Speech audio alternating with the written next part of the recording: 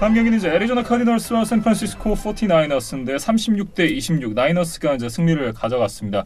올 시즌 이제 나이너스랑 이 카디널스의 두 번째 맞대결이었는데 두 번째 경기 역시 애리조나가 젖잘싸했던 경기였다 이렇게 좀 표현을 해야 될 것 같습니다. 이 경기는 더군다나 16대 0으로 리드를 했었거든요. 그러면서 정말 좋은 기회를 잡았었는데 마지막까지 그 리드를 지키지 못하더라. 네. 역전패를 했는데 아쉬운 경기입니다. 반대로 보면 나이너스의 뒷심이 그만큼 강했다라고 생각을 할 수 있는 경기잖아요. 그렇죠. 라이너스의 뒷심도 강했고요.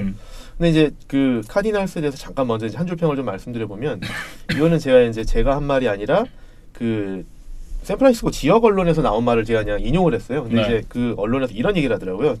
그 카일러 머리에 대해서 10년 된 베테랑 같다. 근데 이제 이런 얘기를 했어요.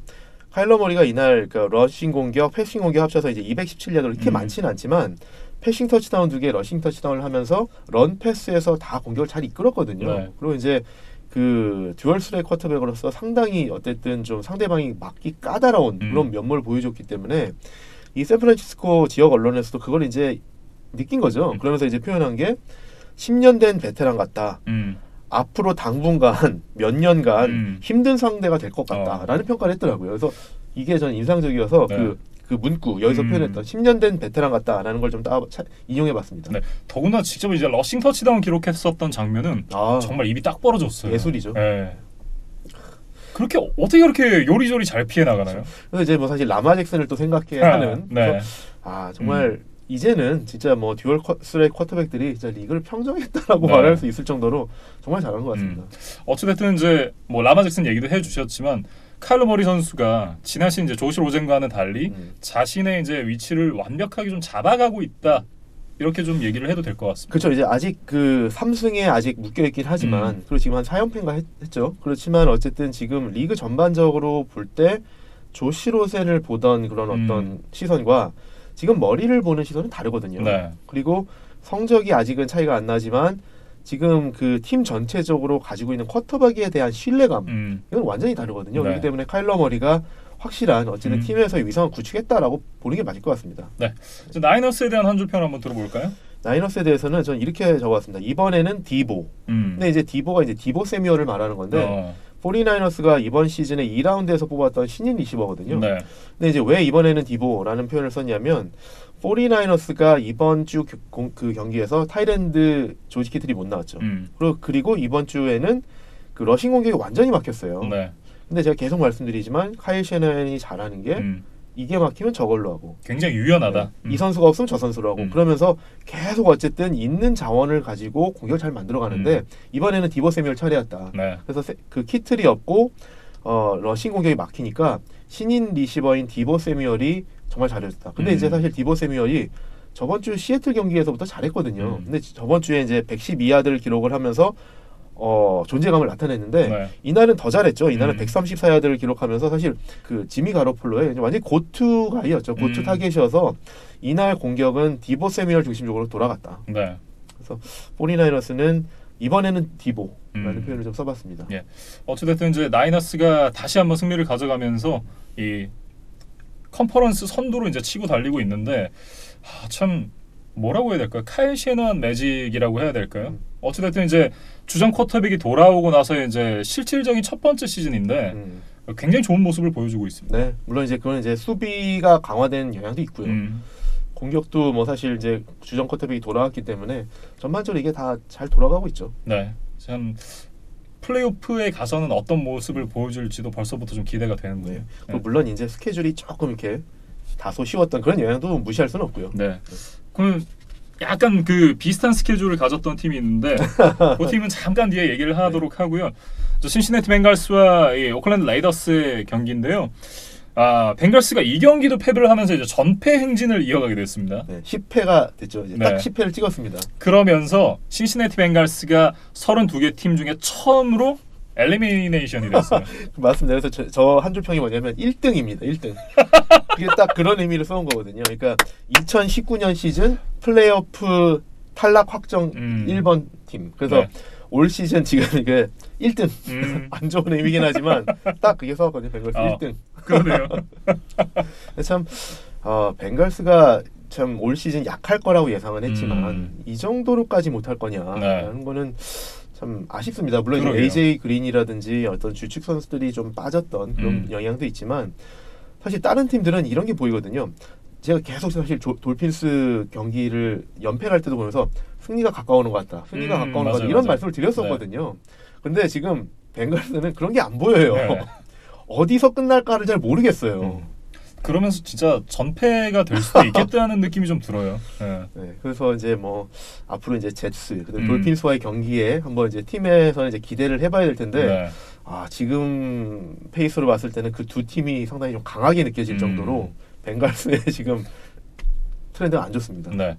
반면 오클랜드 레이더스는 지금 계속해서 그렇죠. 연승을 거두면서 상승세를 타고 있는데 정말 이 한 경기 한 경기가 치르면 치를수록 뭐라고 해야 될까요? 팀이 좀 더 탄탄해진다라는 느낌을 줘요. 맞습니다. 근데 그 이유 중에 하나가 뭐냐면 저는 이렇게 생각합니다. 제가 한 줄 평부터 말씀드리면 네. 신인들 맞아? 라고 써왔는데 왜 그러냐면 조시 제이컵스부터 시작해서 신인들 한 명 한 명이 경기가 진행될수록 계속 존재감을 나타내고 있거든요. 뭐 그래서 조시 제이컵스는 이날도 112야드 러싱을 하면서 최근 6경기 중에 4번째나 100야드 러싱을 했거든요. 그러면서 팀 신인으로서 한 시즌 최다 100야드 러싱 기록 이걸 깼어요. 네. 그러니까 기존에 이제 마커스 앨런이라는 이제 뭐 아주 유명한 러닝백이죠. 헐로페이머가 가지고 있었던 그 한 시즌 신인 최다 100야드 러싱 기록을 깼고요. 그다음에 디펜시브 엔드 맥스 크로스비. 아, 이 선수들 지난주에 말씀을 드렸지만 이날은 색 4개를 기록하면서 레이더스 루키 한 경기 최다 색 기록을 깼고 역대 NFL 루키 한 경기 최다 색 기록 2위를 기록할 정도로 정말 대단한 기록을 했습니다. 네. 그래서 이 지금 루키가 공수에서도 잘해줬고 또 마지막에 17대 10으로 이제 한 포지션 차이로 끝났는데 그 마무리 짓는 인터셉션 누가 했느냐? 루키 코너백 트레이반 멀렌이 기록하면서 신인 선수들이 공수에서 북치고 장구치고 다 했다. 그러면서 지난주에 이어가지고 이제 마지막 드라이브에서 인터셉션으로 경기를 마무리를 지었어요. 그렇죠. 그래서 이제 트레이반 멀렌 선수가 이제 그런 인터셉션을 했는데 말씀하신 것처럼 이제 팀이 갈수록 탄탄해지고 이 어쨌든 상승세를 띠고 있는 이유가 초반에 어쨌든 그 팀에 아직은 그 시스템에 녹아들지 못했던 신인들이 한 명씩 적응을 하면서 그리고 한 명 한 명들이 기대 이상의 성적을 내고 있거든요. 그러면서 팀 전력이 정말 엄청나게 지금 시너지를 내고 있죠. 역시나 이제 존 그루든의 마법이 이게 팀에 영향을 끼치고 있다 이렇게 좀 봐야 될 것 같습니다. 존 그루든의 영향도 분명히 있을 겁니다. 장기 계약을 맺고 온 이제 감독인 만큼 참 지난 시즌엔 오히려 이제 10년 계약을 주고 데려왔는데 이 정도밖에 성적이 안 나? 라고 이제 생각을 했었는데 어쨌든 지난 시즌에 이제 선수를 다 팔아치우면서 이제 드래프트 픽 긁어 모았고 그러면서 올 시즌에 이제 드래프트로 뽑아온 선수들이 이만큼의 성적을 내고 있으면 정말 미래가 더욱 더 기대가 되는 그런 오클랜드 레이더스라 그리고 이제 또 그리고 또 하나 이제 또 숨은 히어로를 한 명 또 찾아본다 그러면 그 올 시즌에 이제 드래프트가 너무 잘 됐기 때문에 지금 보면 신인들이 너무 좋으니까 드래프트를 했던 그 단장 마이크 메이약 단장도 이 마이크 메이약이 NFL에서 이제 그 드래프트 애널리스트로 활동을 했고 항상 이제 막 드래프트를 했던 분인데 이분이 와서 막 드래프트로 훈련이 돼서 그런지 모르겠는데 본인이 레이더스 와서 정말 드래프트 잘했다. 푸짜라리다. 정말 드래프트 잘해서 지금 그 신인들이 이렇게 잘하고 있다라고도 한번 이렇게 좀 말씀드릴 수 있을 것 같습니다. 네. 참 이제 내년 시즌에는 이제 새로운 구장으로 옮기게 되는 레이더스인데 그만큼 이제 좀 프랜차이즈의 미래가 기대가 된다는 점은 팬들로서도 참 고무적이지 않나 라는 생각이 드네요. 오클랜드 입장에서 또 본인이 더 아쉬울 거고요. 예. 이제 네 번째 픽6 경기 뉴잉글랜드 패트리어츠와 이제 필라델피아 이글스의 경기에 대한 얘기를 좀 이어가 보겠습니다. 지난주에 저희가 이제 제52회 슈퍼볼의 리매치다라는 말씀을 드렸는데 그때 당시의 경기는 굉장히 하이스코어링 게임이었다면 이번 경기는 굉장히 로우스코어링 게임이었어요. 그렇죠. 슈퍼볼은 41대 33이었나요? 그러니까 이제 말씀하신 것처럼 하이스코어링 경기였는데 이 경기는 17대 10으로 상당히 좀 로우스코어링 경기였죠. 근데 이제 그 영향이 아무래도 이날 경기가 이제 필라델피아라는 이제 겨울 필라델피아 상당히 춥거든요. 그래서 바람도 상당히 많이 불고 그래서 그 영향도 어느 정도 있었을 거다라는 생각은 드는데 저는 이날 경기를 보면서 무슨 생각이 들었냐면 진짜 브레이디가 모처럼 저는 이제 40대로 보이더라. 맞아요. 진짜 수비가 멱살 잡고 캐리했던 경기였고 저는 사실 이 경기 보면서 했던 생각은 그거였거든요. 펀트 대잔치. 그렇죠. 너무 많았어요. 이날 양팀 합쳐서 펀트가 16개가 나왔는데 이게 후반전에 11개가 나왔고 그중에 10개가 연속으로 나왔어요. 양팀 합쳐서 5개씩 펀트. 진짜 펀트 대잔치였습니다. 근데 이제 브레이디가 40대 쿼터백으로 보였다는 게 무슨 말이냐면 분명히 이제 바람의 영향도 있는 거는 감안은 해야겠지만 이날 롱패스가 너무 안 되더라. 네. 그래서 물론 이제 정확도가 떨어지는 것도 있지만 롱패스를 하는 데 있어서 공이 힘이 안 실리더라. 그러니까 소위 볼발이라 그러잖아요. 네. 그 힘이 안 실리는. 힘이 안 실리더라. 그리고 이제 던져도 이게 어쨌든 그 공을 던질 때 있어서 바람이 많이 부니까 그렇겠지만 이렇게 좀 높이 던지다 보니까 채공 시간이 길어져서 네. 리시버가 세퍼레이션을 얻어내도 채공 시간이 기니까 세컨더리가 다 캐치업해서 막아내더라. 그래서 이런 부분들 보니까 아 브레이디가 조금 젊었을 때는 저러지 않았었는데 그리고 불과 올해 초만 해도 이러지 않았었는데 라는 생각이 들더라고요. 아마 저는 그게 와이드 리시버진의 어떤 큰 변화가 있어서도 그렇지 않나라는 생각을 하는 게 물론 그 영향도 있겠죠. 이제 믿을 만한 와이드 리시버가 많이 없어졌고 와중에 타이트엔드도 없고 그렇죠. 그러니까 이제 공격 옵션이 많이 사라진 상태이기 때문에 그렇지 않나라는 생각을 하는데 정말 심각합니다. 왜냐하면 사실 이제 이날 공격에서 기억이 나는 유일한 장면이 에델만 투 돌셋. 그렇죠. 그 패스 하나만이 기억이 나고 나머지는 다 그냥 수비가 멱살 잡고 캐리했던 경기였고요. 그렇죠. 경기가 끝나고 나서 이제 브레이디가 뭐 경기 후 인터뷰에서도 그랬고 그 더 그렉 힐 쇼라는 뉴잉글랜드 지역 라디오 프로그램이 있는데 거기서 우리 팀의 강점은 수비와 스페셜 팀이다. 그렇죠. 공격에서는 우리가 가진 기회를 잘 이용을 해야 되고 테이크 어드밴티지를 해야 되고 우리의 강점이 어디에 있는지 잘 이해하고 이제 그 강점이라고 얘기했던 이제 수비 그리고 스페셜 팀이 플레이를 하게끔 해야 된다라는 그런 얘기를 했다 그래요. 그게 사실 되게 저는 충격이었어요. 브레이디가 이런 말을 했다는 게. 왜냐하면 올 시즌 초에 이거랑 거의 비슷한 얘기를 한 쿼터백이 있거든요. 그게 누구냐면 좌시 앨런이에요. 버펄로가 공격이 안 좋잖아요. 네. 근데 버펄로가 수비는 좋잖아요. 맞아요. 버펄로가 수비는 좋기 때문에 그때 조시 앨런이 뭐라고 그랬냐면 시즌 초에 우리 팀은 수비가 잘하는 팀. 나는 이걸 망치지 않기 위해서 실수는 하지 말아야지. 이런 얘기를 했거든요. 그러면서 저희가 그 얘기를 하면서 신이 쿼터백이 너무 그렇죠. 너무 의기소침한 뭐라고 해야 되나 이 의욕이 없는 거 아닌가. 그렇죠. 너무 사기가 저하된. 근데 이제 브레이디라고 그러면 겪을 거 다 겪고 산전수전 다 겪고 뭐 고트잖아요. 근데 이제 본인이 좀 못하기도 하고 조금 어쨌든 경기가 쉽지 않았으니까 그렇긴 했겠지만 저는 이런 얘기한다는 게 상당히 충격이었어요. 우리 팀의 강점은 수비와 스페셜 팀이다. 네. 공격은 거기에 뭐 기여할 수 있는 공격은 거들 뿐. 와, 그래서 저는 그 얘기가 상당히 충격이었고 그러니까 어쨌든 경기력으로 봤을 때도 안 좋았고 지금 멘탈도 약간 충격을 받은 그런 느낌이거든요. 그리고 말씀하신 것처럼 이날 어쨌든 역전을 이끌어낸 터치다운은 브레이디가 아니라 에델만이 해냈다라는 것이 그래서 제가 이제 말씀드린 게 브레이디가 40대 쿼터백으로 이제 보이더라. 뭐 물론 앞으로 이제 또 경기를 치르다 보면 또 나아질 수도 있겠지만 이 경기에서는 어쨌든 그랬다라는 게 상당히 좀 놀라웠습니다. 저도 비슷한 생각을 했습니다. 사실 뭐라고 해야 될까요? 브레이디 하면 한 경기 한 경기를 망치긴 해도 꾸준하게 뭐 안 좋은 모습을 보이는 쿼터백이 아니었는데 그렇죠. 최근 몇 경기만 놓고 봤을 때 브레이디의 이 어떤 퍼포먼스 정말 이 고트라는 이 단어와는 조금은 거리가 있는 모습이거든요. 물론 이제 쌓아온 그런 역사들이 있으니까 당연히 고트는 맞지만 현재 퍼포먼스만 놓고 봤을 때는 확실히 좀 에이징 커브가 온 게 아닌가라는 생각이 좀 들더라고요. 조금 그런 것 같아요. 그래서 사실 그런 거 보면 좀 슬픈 게 나이 들면은 이제 그 사실 모든 기능들이 저하되긴 하지만 저는 이런 생각을 하거든요.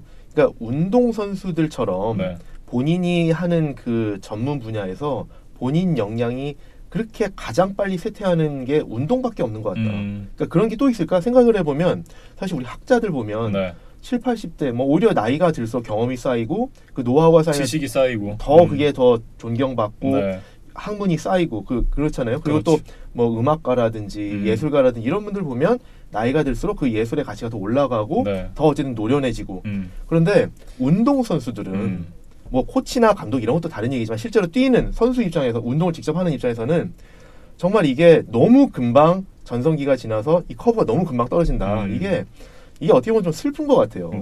그래서 사실 뭐 가끔씩 이런 것도 나오는데 왜 우리 그 야구도 보면 프로야구 국내 KBO도 보면 가끔씩 이런 거 하잖아요. 오비전 같은 거 하잖아요. 오비 와이비전. 그래서 옛날 선수들과 요즘 선수들 경기도 하고 옛날 올스타들 경기하는 거 보는데 그런 거 보면 무슨 생각이 드냐면 옛날에는 분명히 한국 최고의 야구 선수들이었는데 뛰는 거 보면 지금 일반인하고 크게 차이가 없다. 이런 생각들이 들잖아요. 근데 운동 능력이라는 게 인간이 가진 운동 능력이라는 게 인간이 사는 그 어떤 그 평균 수명으로 봤을 때 다른 어떤 재능보다도 가장 빨리 이게 일반인 수준으로 떨어진다. 이게 상당히 좀 아쉬운 것 같습니다. 네. 그래서 저는 왜 우리 보통 이런 얘기 하잖아요. 어떤 그 천재적인 재능을 가진 사람한테 진짜 천부적인 재능이다. 그러니까 하늘이 준 재능이다 이런 얘기를 하잖아요. 네. 그래서 천재인 거죠. 그렇죠. 네. 그래서 천부적인 재능이잖아요. 그러니까 하늘이 준 재능이잖아요. 근데 전 그래서 운동 능력에 대해서 무슨 생각이 드냐면 하늘이 준 재능이 아니라 하늘이 빌려준 재능 같아요.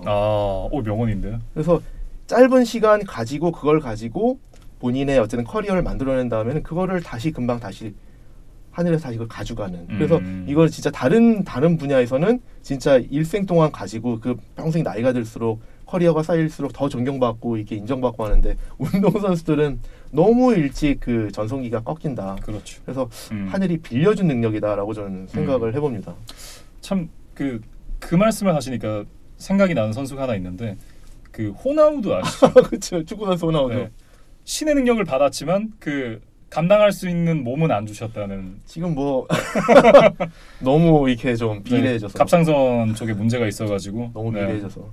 뭐 어쨌든 그런 얘기가 좀 기억이 나는데 참 맞는 말씀이신 것 같아요. 선수들의 어떤 그 정말 전성기는 30대 초반에 지나가고 대부분 선수들이 30대 중후반에 이제 커리어를 끝내잖아요. 그렇죠. 물론 이제 40대가 넘어가면서도 이제 그 능력들을 계속해서 유지하는 선수들도 있지만 그 선수들도 언젠가는 이제 그렇죠. 결국은 기량 저하가 오고 은퇴를 하게 되고. 그리고 브레이디는 사실 오래 뛴 거잖아요. 네. 오랫동안 전성기가 유지된 사실 되게 아웃라이어에 해당되는 선수지만 그렇죠. 일반적인 선수들 보면 전성기가 정말 짧죠. 그래서 특히 이제 NFL 선수들 보면 다른 종목보다 더 짧은데 반짝이잖아요. 네, 그만큼 그렇죠. 그나마도 반짝도 못하고 그렇죠. 사라진 선수가 절반 이상이고. 그렇죠. NFL 선수들의 평균 선수 수명이 3년 정도 되거든요. 네. 그러니까 이게 너무 짧죠. 그러니까 진짜 그 천부적인 재능이라고 표현하기에는 그게 너무 짧다. 하늘이 빌려준 재능이다. 네. 근데 다시 돌아와서 이글스 얘기를 잠깐 좀 해보면 이날 페이트리어스가 이긴 거는 네. 사실 말씀하신 것처럼 공격이 아니라 페이트리어스의 수비도 있지만 이글스의 부상이 되게 크다라고 저는 봅니다. 왜 그러냐면 이날 경기 전에 사실 이제 이글스는 와이드 리시버 알션 제프리와 조던 하워드가 부상으로 못 나왔어요. 네. 그렇다 그러면 이제 디션 잭슨도 시즌 아웃이 된 상황에서 알션 제프리까지 못 나오고 또 러닝백 주전 러닝백 조던 하워드도 못 나오면서 사실은 공격에서의 스킬 포지션이 너무 많이 빠졌거든요. 그러면서 이제 또 경기 중에는 어떻게 되냐? 오펜시브 태클 양쪽에 있는 제이슨 피터스와 레인 존슨이 중간에 부상으로 다 나갔어요. 네.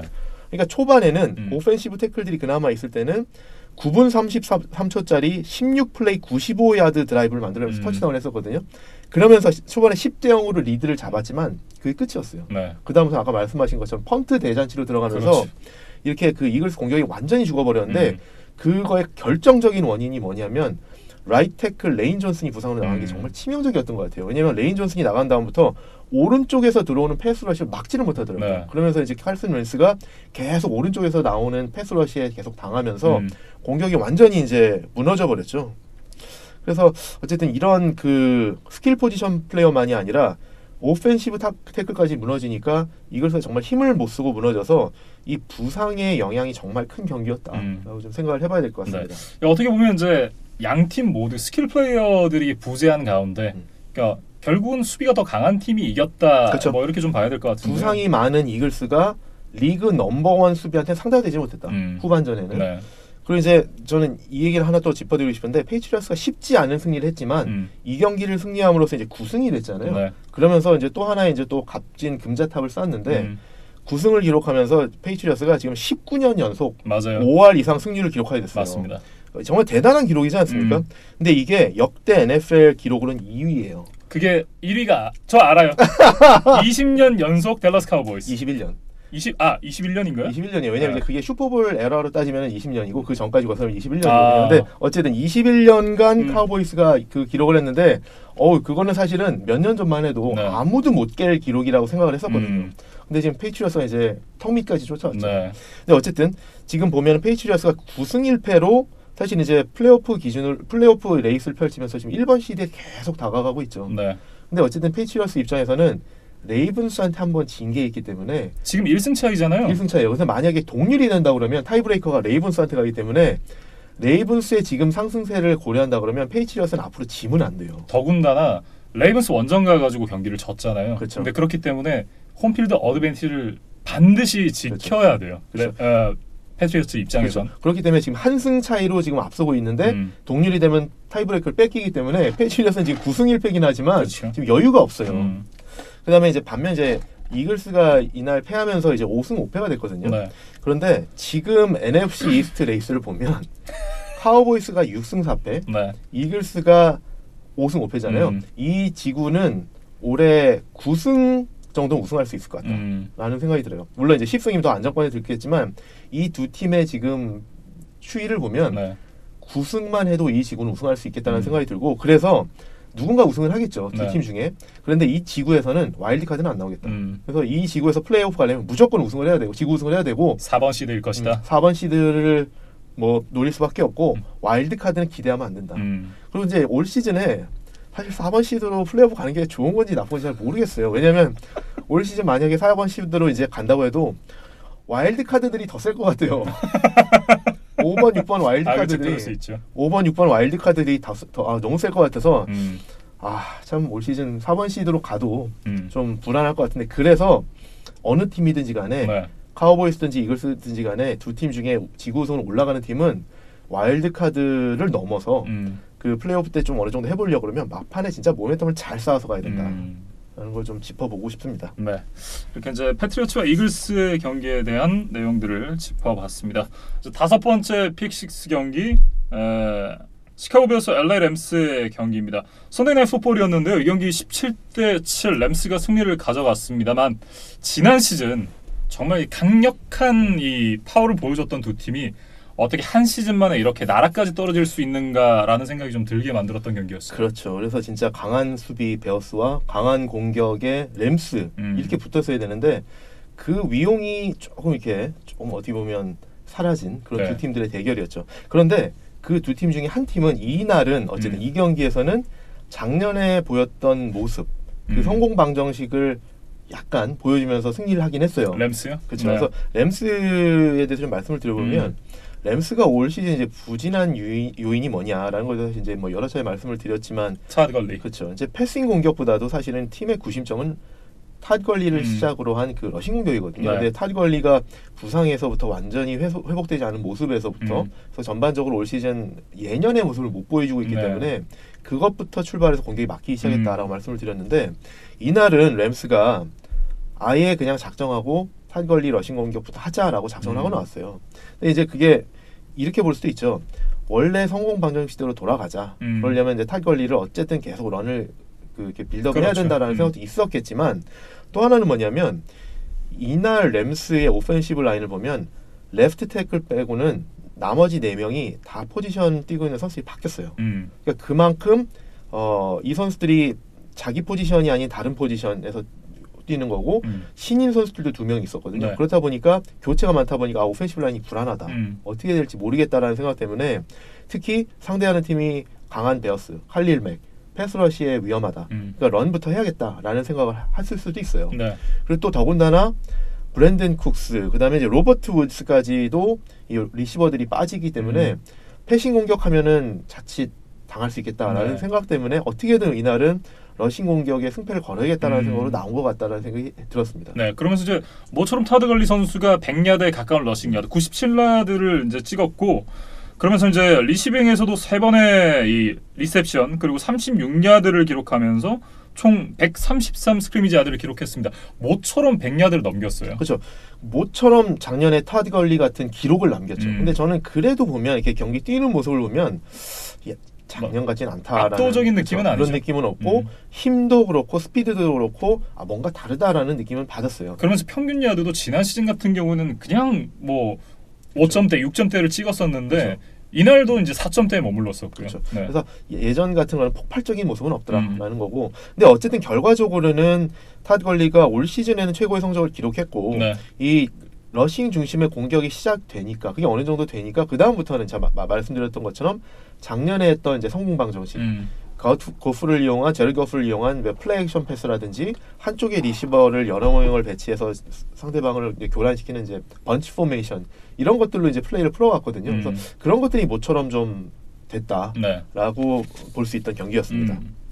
참 그나마 이제 지난 시즌의 모습에 조금 다가간 듯한 램스인데 근데 경기만 놓고 봤을 땐 이건 공격 풋볼도 아니고 수비 풋볼도 아니고 참 이 양 팀의 경기는 좀 어정쩡한 어떤 그 그쵸. 포지션에 있다라는 느낌이 많이 들었었거든요. 그래서 이제 뭐 램스에 대해서 좀 마무리를 지어보면 이날 사실 말씀해 주신 게 맞아요. 램스가 이날 승리하긴 했지만 전후반 각각 막판에 이제 닐다운을 해서 이제 드라이브를 마무리하는 거를 빼고는 총 11번 드라이브를 했거든요. 네. 그중에 이제 17점이니까 3번의 득점을 했으니까 11번 드라이브에서 3번의 득점한 드라이브를 빼면 그 8번의 드라이브가 어떻게 끝났냐면 턴오버 2개, 네. 3앤아웃 5번, 그다음에 5플레이 펀트 하나거든요. 그러니까 그렇게 효과적인 공격을 하지는 못했다라고 보는 게 맞을 것 같습니다. 네. 승리하긴 했지만. 예. 이 베어스 같은 경우는 이제 트루비스키 선수가 엉덩이 부상을 입었다는 얘기를 하는데 네. 엉덩이 부상이 경기력에 이 미친 영향이 있었을까라고 생각을 해보면 이날 트루비스키가 보여줬던 모습은 이번 시즌 내내 트루비스키가 보여줬던 그 모습 그대로였거든요, 사실. 사실 결과적으로 큰 차이는 없었죠. 네. 근데 이제 부상을 2쿼터에 당했다고 하는데 4쿼터 뭐 중반 정도까지 뛰다 나갔어요. 네. 이제 더 이상 못 뛰겠다고 나갔는데 어떻게 보면 이제 이런 의심들도 있는 거죠. 이제 그 김민준 아나운서 말씀하시는 것처럼 큰 차이가 없다. 그런데 이제 이 선수가 부상 당한 다음에 바로 나간 것도 아니고 한 2쿼터 가까이 더 뛰다가 나갔다 보니까 이제 이런 이제 얘기들도 나오거든요. 부상을 당했다는 걸 핑계로 해서 포트를 교체한 거 아니냐라고 뭐 그런 얘기도 나오는데 네. 어쨌든 결과적으로는 트루비스키가 이제 이끄는 공격이 이날도 너무 형편없었고 그러다 보니까 뭐 부상도 나오기도 했고 그래서 네. 이제 체이스 데니얼을 다시 교체를 했는데 뭐 데니얼이 들어와서 달라지지도 않더라고요. 네. 근데 이제 어쨌든 이제 베어스가 이날도 너무 공격이 안 됐는데 이날 베어스의 아쉬운 모습을 좀 말씀을 드리면 경기 시작과 함께 초반에는 나름대로 좋은 공격 드라이브를 만들어 갔어요. 그리고 램스가 초반에 턴오버를 2개를 연속으로 했기 때문에 이 베어스가 3번의 좋은 득점 기회를 잡았는데 그렇죠. 2번은 필드골 미스로 끝내고 한 번은 포스다운 공격에서 패스 드랍하면서 이게 그냥 공격 실패로 끝났거든요. 그러니까 네. 초반에 잡은 3번의 황금 같은 기회에서 단 한 점도 올리지 못했다. 그러니까 이런 것들이 사실은 뭐 이렇게 로우 스코어링 게임에서 진짜 원 포지션 게임에서 이렇게 좋은 기회를 못 잡더라라는 그러면서 것들이 이제 시카고에 이제 키커 잔혹사가 계속되고 그렇죠. 있는데 에디 피네로 참 문제입니다. 그래서 베어스는 그래서 아까 저희가 이제 펠콘스 얘기하면서 구영애 선수가 뭐 PAT 2개 포함해서 6개 중에 5개 성공시킨 게 나쁘지 않다 말씀드린 게 지금 이렇게 에디 피네로 같은 선수 매주 막 이러고 있는데 뭐 6개 중에 5개 정도 준수하죠. 네. 비나티에리도 있는데요. 그렇죠. 네. 비네테리도 올해 이제 PAT만 6개를 못 넣고 있기 때문에 상당히 어쨌든 올 시즌은 뭐 꼭 에디 피네로만이 아니라 키커들의 잔혹사 뭐 그런 한 해인 것 같습니다. 참 역사에 남을 또 시즌이 될 것 같습니다. 같아요. 그런 의미에서도. 그렇죠. 그리고 어쨌든 이제 베어스가 이날 뭐 워낙 공격이 안 되기도 했지만 올 시즌 전반적으로 보면 진짜 아까 처음에 말씀드렸던 것처럼 어떻게 한 해 사이에 팀이 이렇게 전체적으로 이렇게 기량이 안 좋아지느냐. 근데 이제 사실 이제 수비도 안 좋아진 거는 뭐 아주 안 좋아졌다고 말씀드릴 수는 없지만 초반에 보여줬던 강한 디펜스가 이제 점점 무너져가고 있는데 힘이 다 빠졌죠. 그렇죠. 근데 그게 이제 공격에 영향을 받았다라고 말씀을 드렸는데 아니 정말 어떻게 한 해만에 이렇게 공격도 그렇고 이렇게 팀이 달라질 수가 있느냐라는 게 정말 지금 베어스를 보면서 너무 극단적인 변화가 아니냐 그렇죠. 라는 생각이 듭니다. 사실 어쨌든 지난 시즌에도 플레이오프에 진출을 했고 코디 파키 선수만 아니었으면 더 높은 라운드까지 올라갈 수 있었던 그렇죠. 이 시카고 베어스였는데 그렇죠. 참 한 시즌 만에 팀이 어떻게 이렇게 변했는지 모르겠습니다.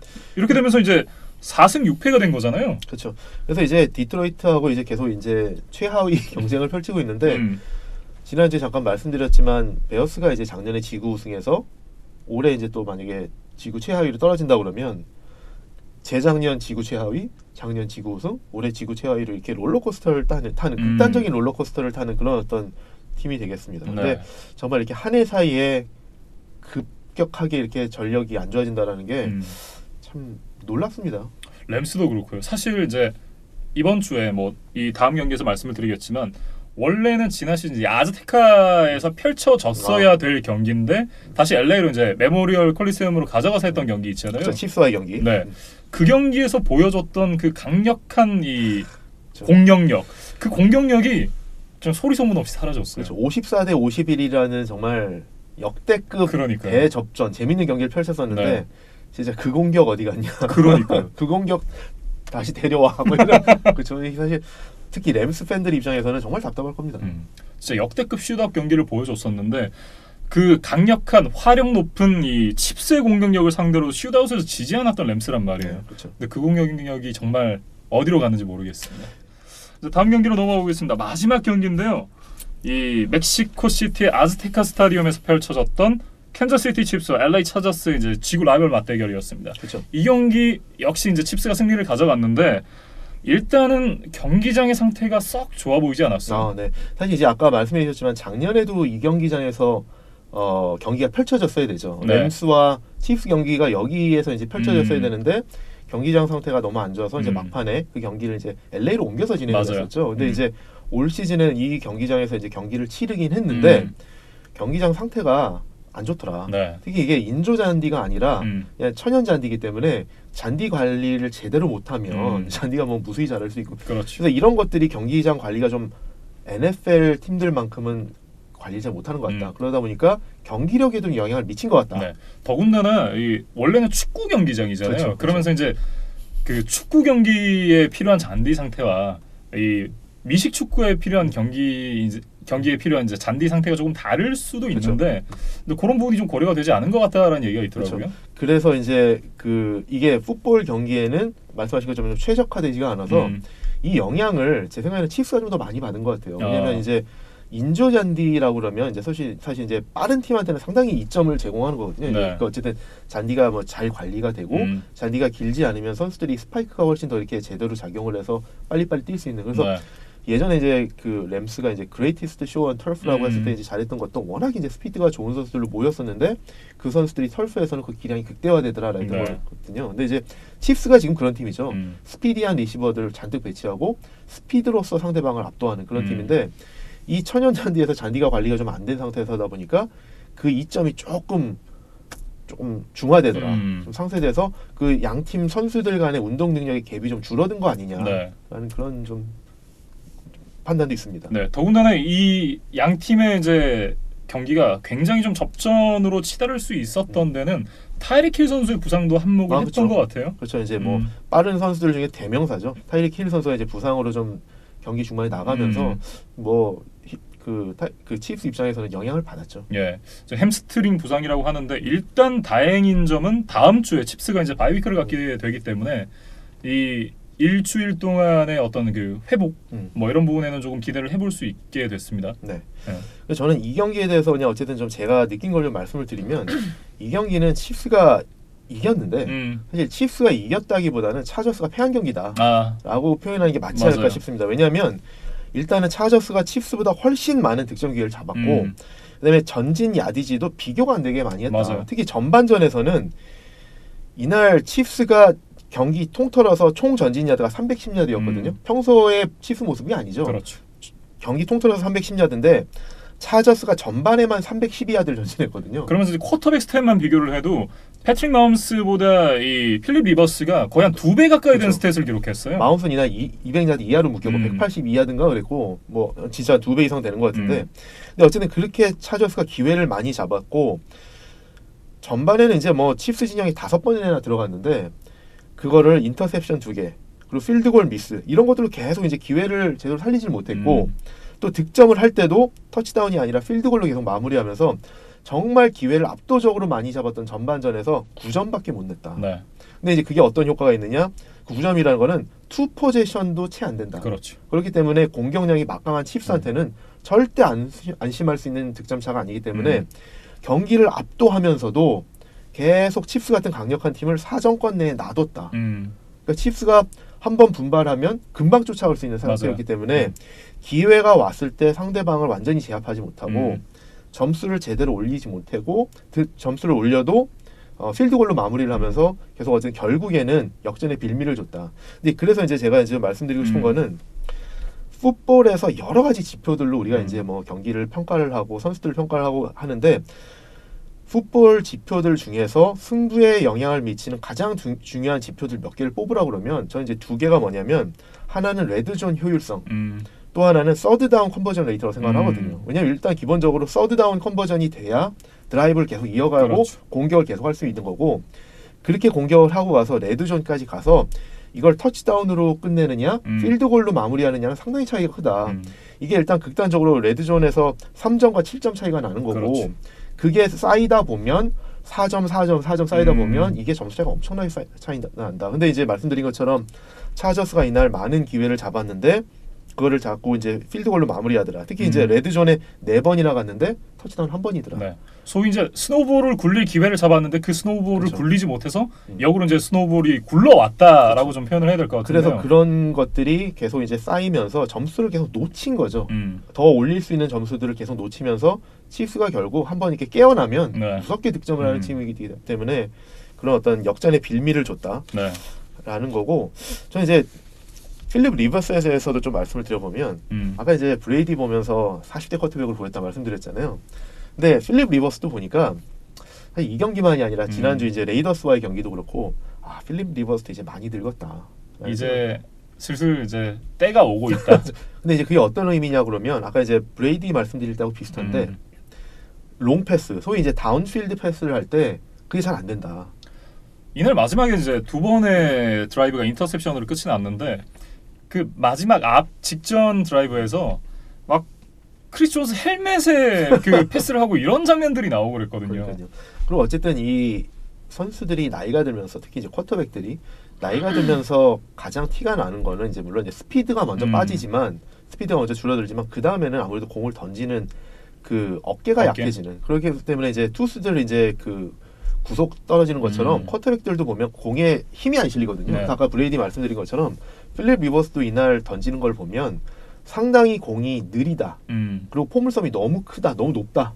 그래서 이런 것들을 보면 정확성이 떨어질 뿐만 아니라 코너백들한테, 세컨데리한테 인터셉션 할 수 있는 시간을 벌어주는 거다. 네. 그래서 이런 것들이 계속 나타났고 그거를 본인이 느끼기 때문에 오히려 힘을 더 실어다 던지다 보면 이게 오버드로우가 되는 경우가 맞아요. 많다. 네. 그래서 지난주 레이더스 경기도 말씀을 드렸지만 이날도 그렇고 그날도 그 레이더스 경기도 보면 필립 리버스가 던진 공이 리시버를 비껴간 경우가 너무 많다. 택도 아닌 게 땅에 박히거나 아니면 그렇죠. 너무 높거나. 그렇죠. 그래서 이제 사실 어떻게 보면 필립 리버스 이제 어깨 힘이 약해졌구나라는 게 이제 그런 데서 이제 느껴진다라는 거죠. 근데 이제 저는 사실 리버스가 전성기 때도 보면 네. 리버스 이제 브레이디하고 다른 포인트가 또 뭐냐면 저는 항상 리버스에 대해서 느꼈던 게 NFL에서 이 던지는 폼이 제일 특이하다. 딜리버리가 정말 특이하거든요. 확연하게 다르잖아요. 근데 이게 약간 어떠냐면 공을 던진다라기보다는 필립 리버스는 공을 민다라는 느낌이 제가 들거든요. 그 말 하려고 했어요. 공을 민다라는 느낌이 들어요. 이렇게 해서 공을 손바닥에 올려놓기 민다라는 느낌이 들거든요. 근데 이제 그렇다 보면 이게 어쨌든 본인이 안 간다고, 공이 잘 안 간다고 느끼면 그 미는 거에 힘이 덜 실리다 보니까 이 정말 패스가 이상하게 가더라라는 건데 참 사실 슬픈 현실입니다. 왜냐하면 이제 브레이디도 그렇고 리버스도 그렇고 그렇게 오랫동안 리그 정상권 쿼터백으로 활약했던 선수들이 이제는 조금 이제 은퇴할 때가 가까워 오는구나라는 걸 보면서 아까 이제 브레이디 보면서 제가 이제 운동 능력은 하늘이 빌려준 능력이라고 말씀을 드렸지만 네. 참 요즘 이제 그 예전에 이제 전성기를 누렸던 그 쿼터백들 한 명씩 보면서 좀 아쉬움이 듭니다. 이날도 그래서 필립 리버스가 인터셉트를 4개나 당했나요? 그렇죠. 4개 당했죠. 그리고 저번 주에 3개를 당했기 때문에 2경기에서만 지금 인터셉션 7개거든요. 특히나 마지막 파이널 드라이브에서 이 그렇죠. 치명적인 인터셉션이 나왔다는 게 그렇죠. 근데 그러면서 이제 추격의 기회가 끊어지는 거잖아요. 그렇죠. 그러면서 이제 경기가 거기서 끝났는데 네. 참 아쉬웠습니다. 네. 그러면서 이제 저희가 계속해서 다른 경기들에선 이 한 문장으로 이제 이 팀의 이 경기에 대한 내용을 정리를 해왔잖아요. 네네네. 저는 이제 픽식스 경기긴 하지만 차저스는 하나 준비를 해왔거든요. 원 포제션. 올 시즌 이제 7패를 당했는데 계속 원포지션. 7번의 패배가 모두 원 포제션 내에서 경기가 끝났어요. 그렇죠. 이날도 24대 17이니까 네. 마지막 2번의 드라이브 중에 이제 한 번만 인터셉션을 안 당하고 이걸 터치다운을 했다 그러면 또 연장으로 갈 수 있었는데 그러니까 지난주도 그랬고 참 계속해서 이 막판에 좀 아쉬움을 많이 남긴다. 네. 네. 그래서 아무래도 이제 그리고 패스가 이제 롱 패스가 안 된다. 그런 것들이 어떤 걸로 나타나냐 그러면 이게 사실 이제 리시버들을 활용한 다운필드 패싱이 안 되는 거니까 계속 러닝백을 이용한 스크린 패스나 그 소위 말하는 덤프오프 패스, 이제 짧게 던지는 그런 패스들, 던질 데 없으면 이제 그냥 러닝백한테 그렇죠. 던지는 이런 패스들 위주로 공격을 하게 된다. 그래서 이날도 아마 러닝백 오스틴 에클러가 아마 리딩 리시버였던 것 같은데 정말 이게 그 상당히 제한적이다 공격이. 그러다 보니까 그 리시버들을 활용한 공격은 안 되고 말씀하신 것처럼 이제 그 승부처에서는 리시버한테 던진 공이 인터셉트 당하고 이런 것들이 계속 연결이 되더라라는 것이 좀 아쉬웠습니다. 저는 사실 마이크 윌리엄스가 50야드짜리 캐치 잡아낼 때만 해도 와 그건 멋있었어요. 이거 가나? 이런 생각을 했었는데 마이크 윌리엄스 캐치는 정말 예술이었어요. 그렇죠. 그것도 사실 이 리버스가 잘 던졌다기보다 그렇죠. 이건 윌리엄스가 진짜 말도 안 되게 잡아낸 거였잖아요. 예술이죠, 예술 진짜. 진짜 멋있었습니다. 그때만 해도 분위기가 확 이제 올라오는 느낌이었는데 결국은 인터셉트로. 네. 칩스에 대해서도 좀 이제 말씀을 드려보면 칩스가 이날 뭐 아까 말씀드렸던 것처럼 평상시에 그런 칩스 모습은 아니었어요. 근데 이제 칩스에 대해서 하나 말씀드리고 싶은 게 뭐냐면 이날 보면서 느꼈던 게 하나가 뭐냐면 마홈스를 비롯해서 이제 여러 명의 잘 뛰는 선수들이 많잖아요. 뭐 세미 왓킨스라든지 타이리 킬이라든지 미콜 하드맨, 심지어 러닝백 르션 맥코이까지 최근에 뭐 안 좋긴 하지만 이날 터치다운을 기록을 했고 이게 전반적으로 잘 뛰는 선수들이 많은데 이 선수들이 잘 뛰는 게 물론 이제 잘 뛰는 게 좋지만 그 과정에서 조금 고쳐야 될 게 하나 있다. 이게 뭐냐면 공을 너무 좀 함부로 다룬다라는 생각이 들었어요. 그러니까 그 마홈스부터 시작해서 이 선수들이 공을 가지고 달릴 때 보통 펌블을 막기 위해서 공을 몸 중앙으로 붙이고 달려야 되거든요. 네.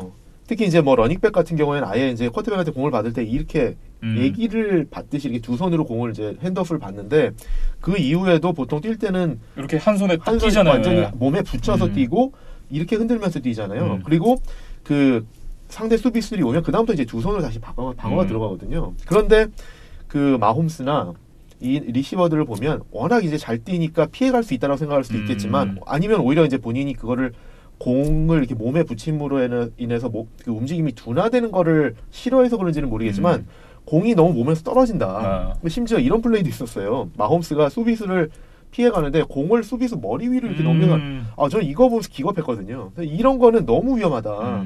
수비수가 만약 헬멧으로 치기만 해도 이건 펌블되는 거 아니냐. 그렇죠. 근데 이게 마홈스만이 아니라 그 리시버들도 이런 플레이가 너무 자주 보인다. 그래서 저는 그때 보면서 위험한데 했는데 맥코이가 딱 펌블을 하더라고요. 물론 이제 그때 다시 이제 리커버는 했는데 이런 거는 앞으로 이제 강한 팀들과의 정말 치열한 승부에서는 치명적인 실수가 될 수 있다. 그렇기 때문에 이런 거는 좀 주의해야겠다. 그렇지. 플레이 하나로 스노우볼이 굴러가잖아요. 강팀 간의 경기에서. 턴오버 하나가 중요한 경기에서는 이 타이트한 경기에서는 승패를 좌우할 수 있는데 이렇게 공을 잘 보호하지 않는다라는 거는 조금 칩스 입장에서는 좀 주의해야 될 요소가 아닌가 생각을 했습니다. 네. 어쨌든 칩스가 이제 지구 라이벌 LA 차저스를 상대로 승리를 거둬가면서 이제 지구 우승에 또 한 발짝 다가서게 됐습니다. 그래서 근데 사실 이제 레이더스가 이겼기 때문에 두 팀이 이제 반 게임 차이거든요. 그래서 어떻게 보면 그 지구 우승 그 레이스는 이제부터 시작 아니냐라는 생각도 해볼 수 있을 것 같습니다. 맞습니다. 하지만 이제 만약에 이 경기를 졌다라고 한다면 정말 알 수 없는 거거든요. 그렇죠. 진짜 혼전 상황이죠. 뒤집혔겠죠. 네. 레이더스가 선두가 되는 뭐 기현상이. 사실 저희가 이제 예상을 해봤을 때 레이더스가 올 시즌 좋은 성적을 내긴 쉽지 않을 것 같다라는 그 시즌 초 예상이 있었기 때문에 현재까지의 레이더스의 이 경기력은 좀 놀랍다. 기대 이상의 성적이다. 이렇게 말씀을 드려야 될 것 같아요. 네. 어쨌든 칩스가 LA 차저스를 상대로 승리를 거둬갔습니다. 이렇게 이제 이번 주에 펼쳐졌던 14경기에 대한 경기 내용들을 모두 좀 살펴봤고요. 1부를 마무리하기 전에 이제 다음 주에 있을 Thursday Night Football에 대한 얘기를 좀 하고 1부를 마무리를 짓겠습니다. 인디애나폴리스 콜츠와 이제 휴스턴 텍산스가 맞대결을 펼치게 되는데요. 텍산스의 홈인 NRG 스타디움에서 이제 경기를 갖게 돼요. 그렇죠. 이 두 팀이 사실 이제 지구 라이벌이기 때문에 1년에 두 번씩 대결을 하는데, 그렇죠. 7주 차에 이미 첫 대결을 펼쳤었죠. 네. 그때는 콜츠가 30대 23으로 승리를 했었는데, 그때 상황을 좀 보면 콜츠가 바이 위크를 이제 쉬고 나와서 브리셋이 326야드 패싱에 인터셉트 없이 터치다운 4개 깨끗한 경기를 해줬고. 또 부상으로 3경기를 결장했다가 복귀했던 이제 라인베커 데리어스 레너드가 10개의 태클과 인터셉션을 기록하면서 이제 대활약을 했었는데 그러면서 이제 승리를 했었거든요. 근데 이제 과연 이번 주 경기는 어떨 거냐 중요한 변수가 하나 생겼죠. 일단 콜츠 러닝백 말론 맥이 못 나올 것 같다라는 게 이제 큰 변수가 될 것 같아서 맥이 결장한 상황에서도 어떤 그 콜츠의 그 강력한 러싱 공격이 유지될 수 있느냐 그게 좀 우려가 된다. 특히 그리고 아까 이제 저희가 그 콜츠 경기를 리뷰하면서 말씀드렸던 조나탄 윌리엄스 이 선수가 이제 이번 주에 이제 116야드를 뛰었다고 했는데 말론 맥이 있을 때와 없을 때 똑같이 이렇게 기록을 낼 수 있느냐. 이거는 좀 지켜봐야 될 것 같다. 물음표가 좀 있죠. 그렇죠. 네. 그래서 그런 부분들이 좀 영향이 있다. 왜냐하면 일단은 말론 맥이 먼저 가서 이제 파워러싱으로 수비를 파운딩하면 네. 약화된 그런 어떤 수비를 상대로 해서 백업이 들어와서 이제 또 뛰면서 좋은 성적을 내는 효과가 있기 때문에 본인이 주전으로 출전을 해서 네. 똑같이 할 수 있느냐라는 거는 좀 미지수다. 좀 말씀을 드려야 되지 않을까 싶습니다. 네. 어떤 팀의 승리를 예상을 하셨나요?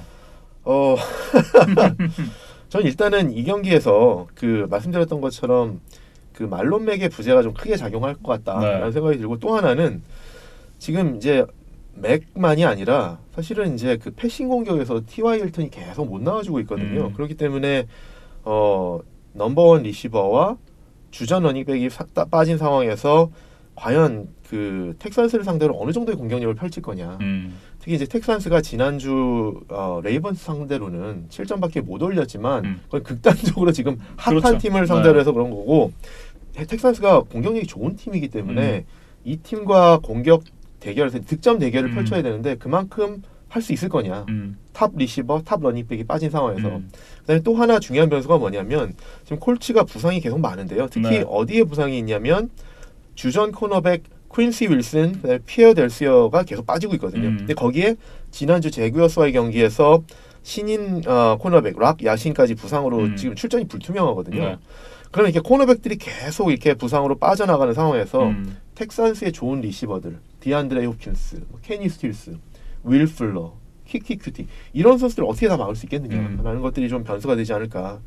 그래서 지난주 왓슨이 그 부진했던 모습, 근데 리시버들이 부진했던 모습을 이번 주에 좀 씻어내지 않을까 해서 저는 이번 주 텍산스의 승리를 예상해 봅니다. 저는 이제 반대로 콜츠의 승리를 예상을 했는데, 오히려 이 지난주에 보여줬던 이 오라인의 약한 모습, 그리고 이제 왓슨이 또 색을 굉장히 많이 당하기도 했었고, 이제 데리우스 레너드를 위시한 이 프런트 세븐을 이겨낼 수 있을 것인가가 일단 좀 물음표가 있었고, 공격 선수들이 빠진다고 하더라도 일단은 조금 더 이제 오라인이 강력한 팀은 그렇죠. 콜츠가 아니겠느냐. 그렇죠. 오라인은 더 세고, 말씀하신 것처럼 프런트 세븐이 좋다고 말씀하셨는데 최근에 저스틴 휴스턴이 지금 매 경기 색을 기록하고 있어요. 그래서 이제 패스러시도 좋다. 그런 부분이 있죠. 그러면서 이제 지난주처럼 왓슨이 도망다니다가 좀 힘을 다 빼지 않겠느냐, 그런 생각이 좀 들어서 저는 콜츠의 승리를 예상을 해봤습니다. 근데 그 포 떼고 차 떼고 어떻게 득점을 할 거냐라는 이슈가 있지 않습니까?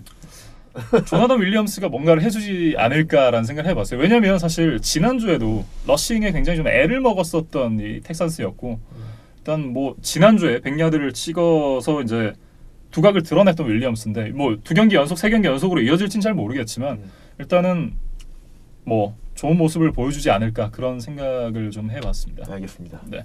저는 콜츠의 승리를, 이지만 위원은 이제 휴스턴 텍산스의 승리를 예상을 했는데요. 또 한번 첫 경기부터 이제 가지겠습니다. 네, 2부가 벌써부터 기대가 돼요. 네, 저희는 이제 2부 다음 주 이제 12주차 있을 경기들에 대한 프리뷰와 함께 2부로 돌아오도록 하겠습니다.